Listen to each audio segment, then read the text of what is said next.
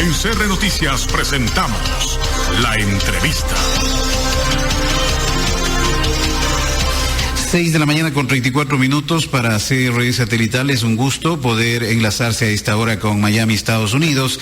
Allí está el doctor Carlos Sánchez Berzaín, que es el director del Instituto Interamericano para la Democracia y un conocido analista internacional, político boliviano. Fue ministro de la Presidencia, ministro de Gobierno y ministro de Defensa en el primer y segundo gobierno del presidente Gonzalo Sánchez de Lozada.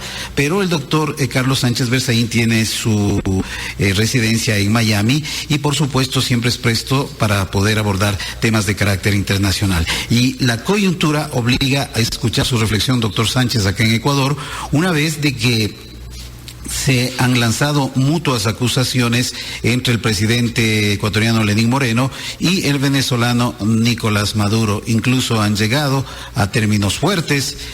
Nuestro presidente ha calificado de asno al mandatario venezolano y también el venezolano lo ha calificado de estúpido. ¿Qué está pasando con nuestras democracias? Le preguntamos, doctor Sánchez, y bienvenido a la CR Satelital.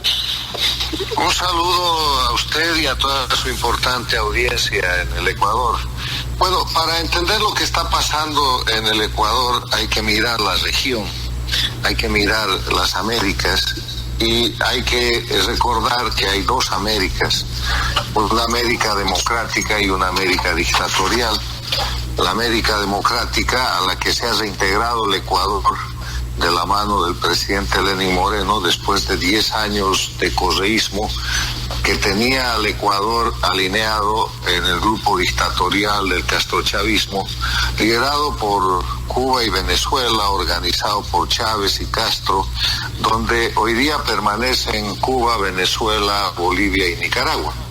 Entonces, esas dos Américas están en conflicto. La América dictatorial que agrede permanentemente a la América democrática. Entonces, entendiendo eso, que es la historia lamentable del siglo XXI, porque esto empieza con el siglo y permanece hasta ahora, entendiendo que hay dos Américas, lo que ha pasado y está pasando en el Ecuador es una conspiración transnacional dirigida por el castrochavismo y asentada nacionalmente en el Ecuador en su brazo operativo, que es el correísmo, para desestabilizar la democracia renaciente del Ecuador y para producir una situación con la cual traten de arrastrar al Ecuador de nuevo a la corriente anterior.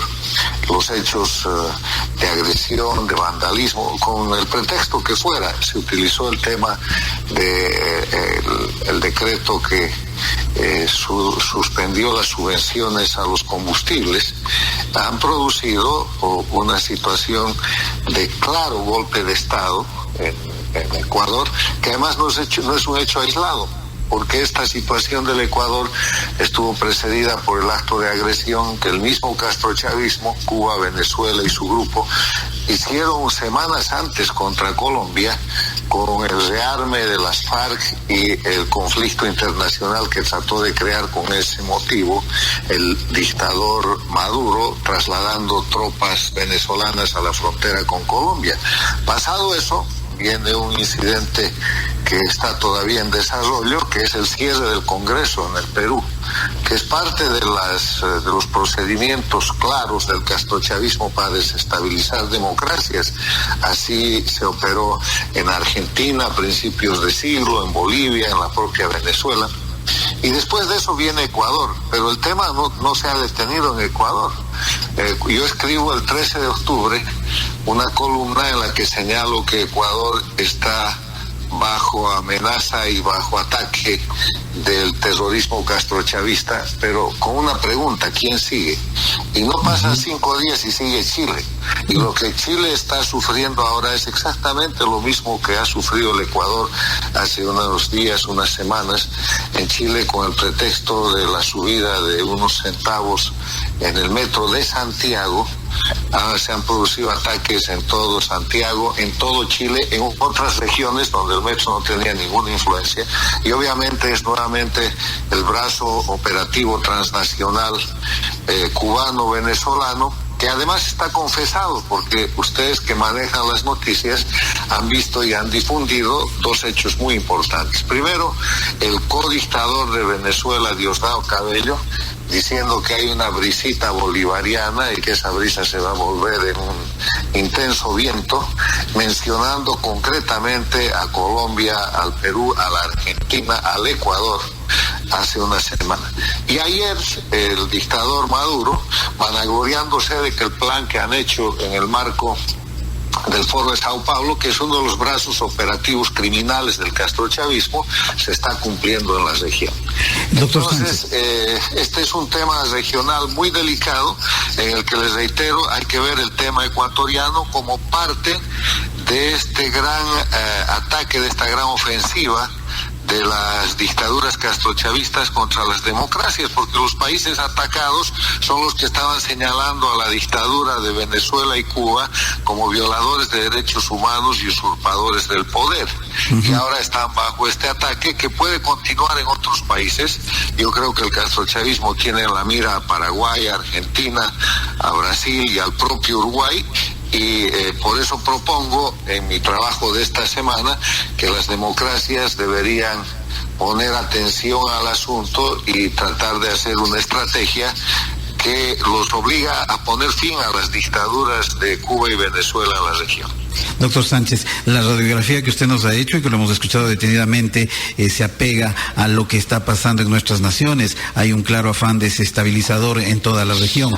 Este diálogo es compartido con la ciudad de Guayaquil. Ahí se encuentra Patricia Giler, Blanca Chiquito, que también tienen otras inquietudes. Porque yo más adelante quisiera topar, si tenemos unos minutos, compañeras, el tema de Bolivia. Pero antes, escuchemos, Patricia, le escucha el doctor Sánchez Berzaín en Miami. Sí, muchísimas gracias por el tiempo que nos está proporcionando. Lo que usted dijo, tal cual lo manifiesta Fernando, es una radiografía. La pregunta es, ¿qué hacer?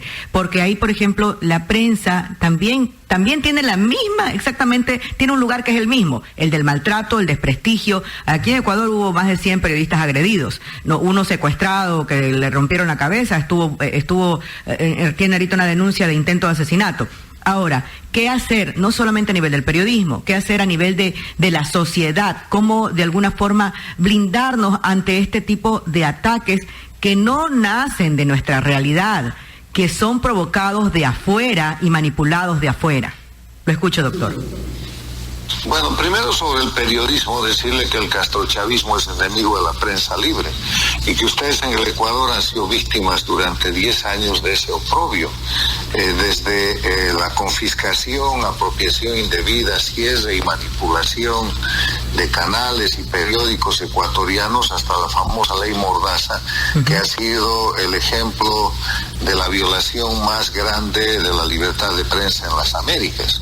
Entonces, no es raro que cuando el castrochavismo va a la violencia, los periodistas sean agredidos porque la libertad de prensa es su enemiga.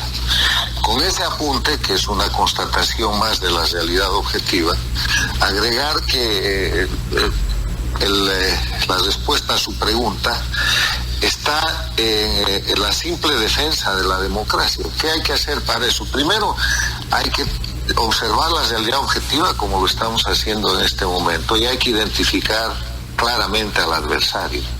El tema que está pasando en Colombia, en Ecuador, en Chile, en la Argentina, no es un tema local, es un tema transnacional y el adversario está dirigido por Cuba, operado por Venezuela y secundado por Nicaragua, Bolivia, las FARC, el ELN y el entorno de lo que se llama el Foro de Sao Paulo. Ese es el adversario, ese es el enemigo de la democracia.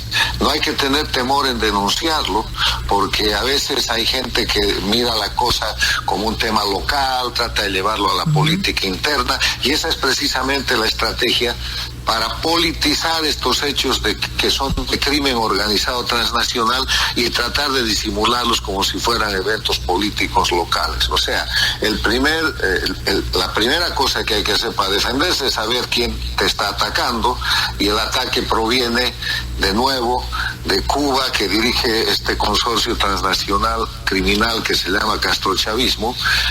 Su principal operador es Venezuela, están integrados Nicaragua, Bolivia, regímenes dictatoriales, las FARC, el ELN y este sistema que llaman el Foro de Sao Paulo. Identificar al adversario.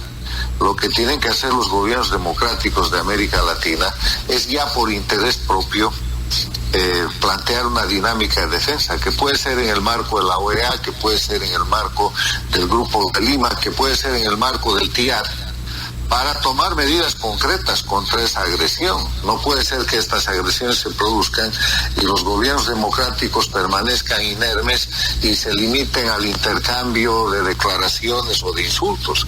Yo quiero decirle que todo esto está pasando en América Latina, porque en el momento en que los países democráticos se concentran y se reúnen para atender la crisis de Venezuela, no pasan de declaraciones. No se ha tomado una sola medida efectiva para cesar la ocupación cubana en Venezuela. No se ha tomado una sola medida efectiva de parte de los países latinoamericanos, de las democracias latinoamericanas, para cesar la intervención y la amenaza terrorista que ejerce desde hace décadas el régimen cubano en las Américas. Sí lo ha hecho Estados Unidos, al que tanto se les reclama. Estados Unidos ha empezado a tomar una serie de medidas, sanciones económicas, sanciones políticas, presión sobre Cuba y Venezuela, y eso ha generado que Cuba esté de nuevo en un periodo especial y que Venezuela está prácticamente aislada. Imagínense ustedes que si los gobiernos democráticos de América Latina, Colombia, Ecuador, Perú, Chile, Argentina, Brasil, toman ese mismo tipo de acciones sobre Cuba y Venezuela, obviamente esos regímenes van a dejar en libertad a sus pueblos más rápidamente. Si no se trata de tomar acciones violentas, se trata de ejercer presión, pero efectiva, con el comercio, con la diplomacia, con las relaciones exteriores, y más allá de las declaraciones del Grupo de Lima y de la declaración de haber activado el TIAR, no se ha visto nada, y eso no es defensa. El tercer elemento, además de esas acciones concretas que se tiene que llevar adelante, es una campaña muy importante de información a la opinión pública nacional en cada país y a la opinión pública regional de que esto está sucediendo, de que aquí hay una gran ofensiva para cambiar la forma de vida, alterar las libertades, violar los derechos humanos, que termina en daño al ciudadano. Porque vamos al caso del Ecuador, todos los daños que se han causado en la propiedad pública y privada, los miles de millones de dólares que se han perdido con esos días de agresión al poder, a la democracia, agresión al Ecuador, porque eso es lo que ha sucedido. ¿Quién los termina pagando? Los termina pagando el pueblo. Nosotros mismos. Se ha puesto como pretexto que se quería evitar un alza en el costo del diésel y la gasolina, y en esos días de conspiración, subversión y crimen callejero se ha causado un daño mucho más grande que lo que se podía ahorrar con el famoso decreto supremo. Efectivamente. Entonces, la gente tiene que ser consciente que su forma de vida, sus libertades están bajo amenaza, y que esas amenazas vienen de la dictadura más antigua de la región, 60 años Cuba, que controla la dictadura de Venezuela, 20 años, que han instalado juntos dictaduras en Bolivia, 14 años, Nicaragua, 13 años de duración, y que antes tenían controlado al Ecuador 10 años. Doctor Sánchez. Entonces, con esos tres elementos yo creo que podemos sugerir una estrategia que no sea reactiva, que tiene que ser una estrategia de iniciativa para evitar el quiebre y el perjuicio a las democracias en las Américas. Vamos a una nueva pregunta desde la ciudad de Guayaquil. Blanca Chiquito pregunta a esta hora, doctor Sánchez. Doctor, muchísimas gracias por estar con nosotros. Tenemos una línea en la radio de tratar de ser lo más lineal, ni a la derecha ni a la izquierda, sino en el centro, para poder tener una óptica realmente general de lo que está pasando, ¿verdad? Sin partido de lado o de otro.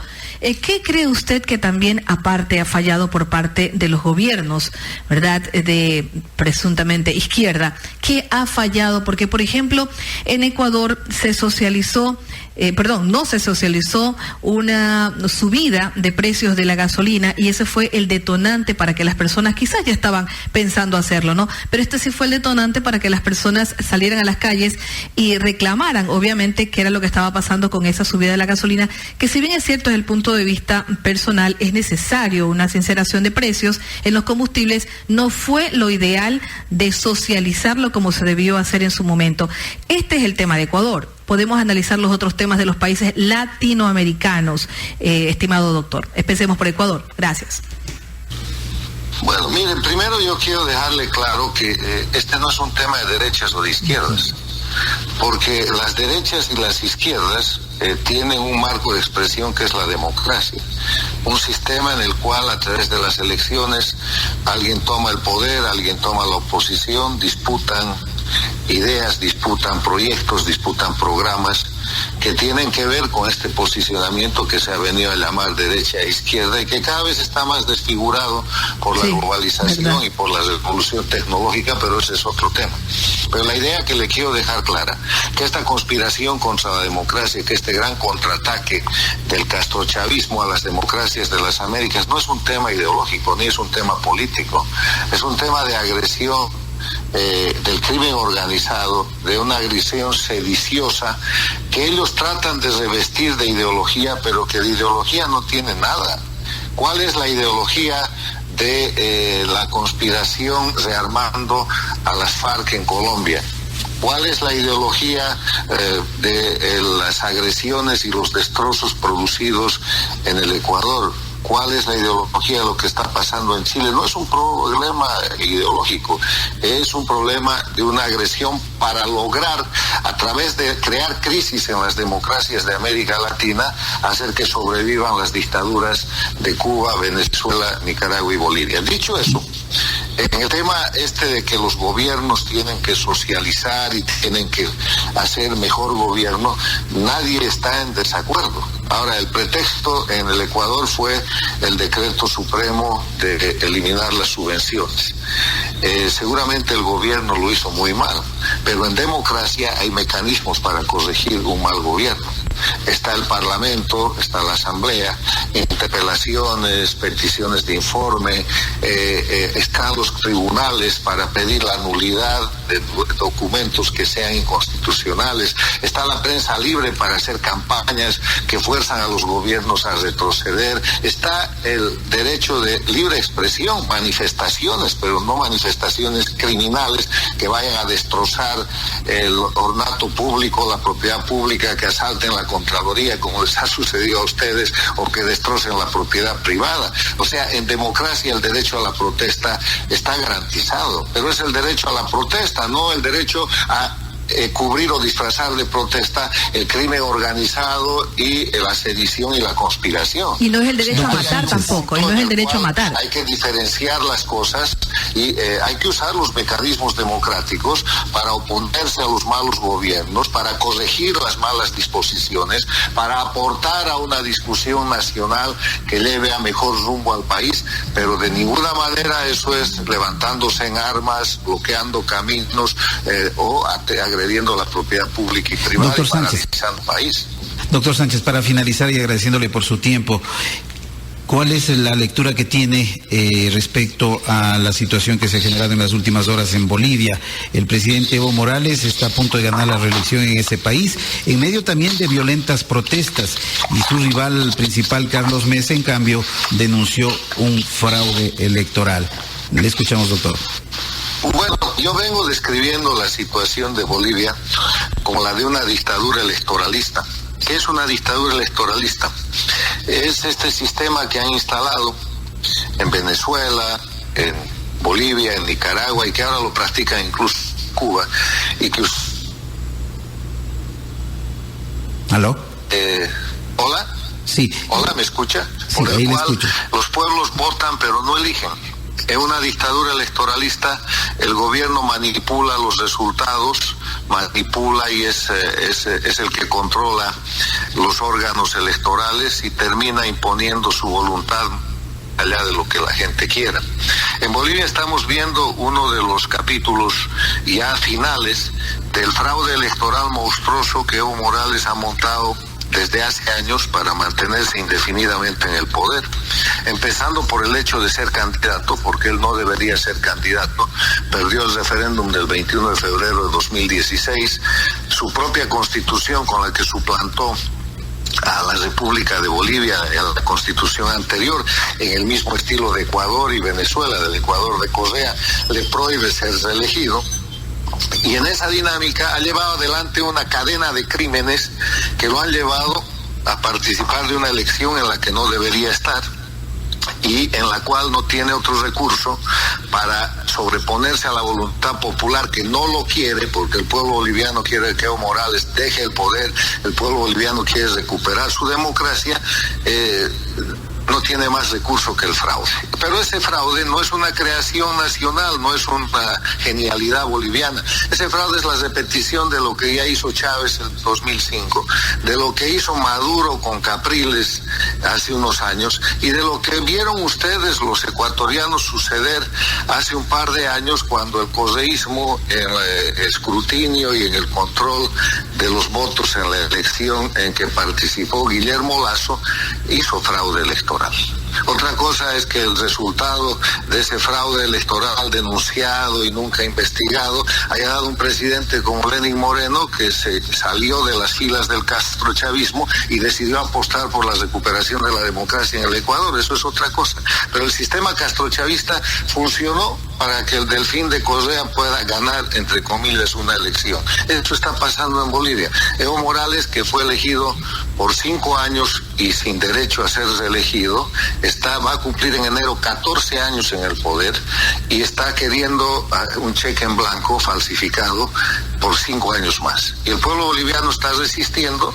Si usted quiere resumir la crisis boliviana en una frase, se llama fraude castrochavista en Bolivia, y eso puede llevar a consecuencias inevitables, pero también impredecibles, porque ya se han producido hechos de violencia, el pueblo está exaltado, el gobierno va a reprimir como lo ha hecho en Venezuela, como lo ha hecho en Nicaragua, como lo hace normalmente en Cuba, y tenemos una dictadura más del castrochavismo que en estas circunstancias la comunidad internacional ya no va a poder negar, porque así hasta ahora había un gran esfuerzo para mantener a Evo Morales como una democracia en crisis, como una democracia bajo acoso, y no incorporarla en el grupo de las dictaduras que siempre fueron enunciadas como 3, Cuba, Venezuela, Nicaragua. Doctor Ahí está Sánchez. Bolivia como la 4ª dictadura con lo que estamos viendo pasar. Doctor Sánchez, le queremos agradecer por su tiempo, por haber dialogado con nosotros desde Miami y por supuesto esperemos que en medio de todo este panorama gris, ojalá haya una luz que pueda sacar de este túnel en que están sumidos y como usted ha mencionado y lo ha sumido el castrochavismo a la región. Gracias nuevamente al doctor Carlos Sánchez Berzaín, politólogo, máster en ciencia política, director del Instituto Interamericano para la Democracia. Muy amable y una buena mañana, doctor. Encantado igualmente para ustedes. Muchas gracias.